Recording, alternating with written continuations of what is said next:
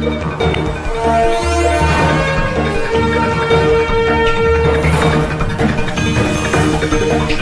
परिसरातील घडामोडी पाहण्यासाठी पाहत रहा आमची मुंबई न्यूज। 7 राज्यांवरती मराठी मतांचा प्रभाव तो विचार करून पहिल्या यादीतच उमेदवारी द्यायला पाहिजे। जर महाराष्ट्राचा सन्मान तुम्हाला राखायचा होता, छत्रपतींचा सन्मान राखायचा होता, तर पहिल्या यादीतच उमेदवारी डिक्लेअर करायला पाहिजे। आपण उमेदवारी मागण्यास काही गरज नाही। माझं म्हणणं आहे उद्या महायुतीनं उदयनराजेंची चॉईस दिली पाहिजे।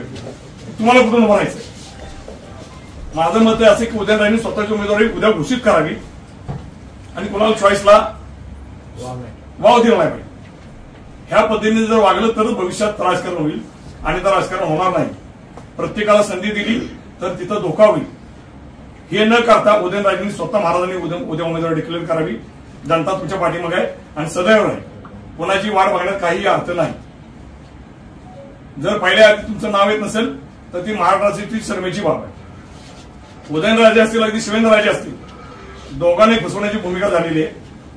तर ती फसवेगिरी आता न होऊन देण्यासाठी उद्याला महाराजांनी उमेदवारी स्वतः डिक्लेअर करावी अशी छत्रपतींना माझी विनंती आपल्या सर्वांचं। आणि माहितीनं उदयनराजेंना चॉईस दिली पाहिजे की तुम्ही कुठून उभं राहणार। जसं कोल्हापूरमध्ये झालं, महाविकास आघाडीने छत्रपतींनी सांगितलं तुम्ही चॉईस करा, तुम्ही कुठल्या पार्टीत उभं राहणार आहे।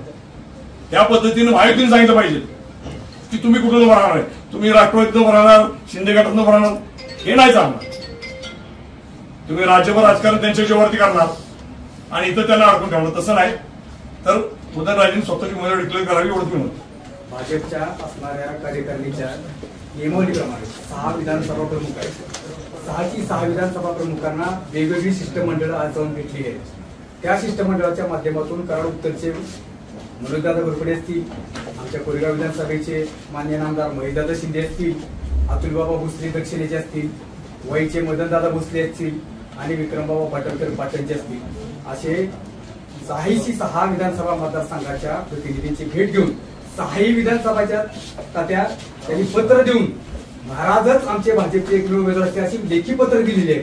असं असताना हा एक पडलेला प्रश्न आहे की मग भाजपच्या कार्यकारिणीकडून राज्याला किंवा केंद्राला निगेटिव्ह रिपोर्ट गेलाच कसा? त्या रिपोर्टची उहापोह झालाच पाहिजे। म्हणजे कथनी आणि गणित भेद करणारा फितूर कोण आहे हा शोधून काढलाच पाहिजे। आमची मुंबई, आवाज महाराष्ट्राचा। आमची मुंबई न्यूजला लाईक करा, शेअर करा, कमेंट करा आणि सबस्क्राईब करा।